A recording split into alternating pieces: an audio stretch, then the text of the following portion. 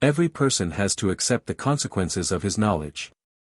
Remember that I do not care for superficiality, that I only value what comes from the bottom of your heart. As soon as you believe that you honor me with formal actions, you perform a kind of idolatry from which, however, you should detach yourselves in order to be even more sincerely affiliated with me, in order to allow my presence into your hearts, which is completely independent from external formalities and customs and can only take place when the heart alone is speaking. I keep telling you that you have distorted Jesus' pure teaching, that you intertwined it with human concepts and now attach greater importance to this human work than to my gospel, which only embraces the two commandments of love. For anyone who lives with love vouches for my teaching. But irrespective of how conscientiously you comply with all the human requirements you added to my gospel, if the love I taught you is not in you, such practices are completely worthless, they do not provide the least bit of benefit to your soul, they only confuse you humans such that you believe to have done your duty sufficiently. Yet every dutiful action is already utterly worthless because it excludes the human will. And even if human requirements are voluntarily observed, they nevertheless cannot comprise the blessing which a single act of love incorporates. But anyone who feels sincere love for me brings all his thoughts to me, he enters into a heartfelt dialogue with me when he is on his own, he will not need an atmosphere, which is more likely to stop him from truly thinking of me. An ignorant person acts accordingly and thus can also be forgiven for his lack of knowledge, but someone who is in possession of truth, who knows that external practices and customs are worthless before me, especially if they serve to deceive people's thoughts, will also endeavor to free himself from them. He will evaluate every inner experience and all knowledge as activity of love, and his bond with me, which can only be established in his heart, will become ever more intimate. I myself certainly founded my church on earth, which is built on the rock of faith, but I founded no organization. This is already clear from that fact that they are outwardly recognizable and gain greater external acceptance, but they can leave the inner person untouched if he does not sincerely strive for me and the truth.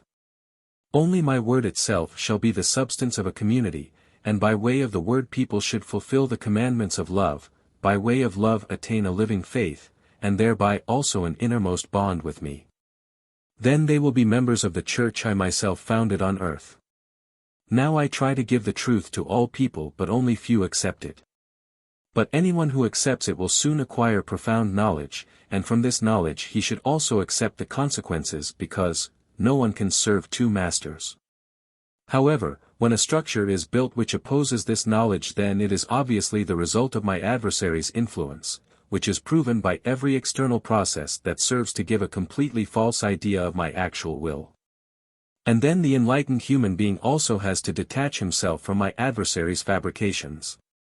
Anyone who cannot accept the truth sent to him by me due to his own lack of love or his low degree of maturity will understandably not want to relinquish his error either.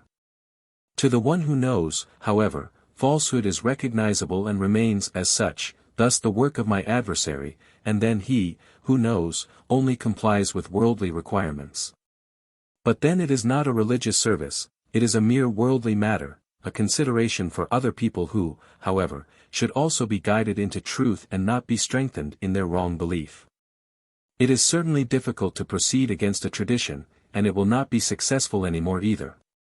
Only a few will free themselves because their desire for truth is remarkably strong. I myself, however, cannot make any compromises, I can only clearly inform you about error and truth, and then you have to decide for yourselves and demonstrate your decision.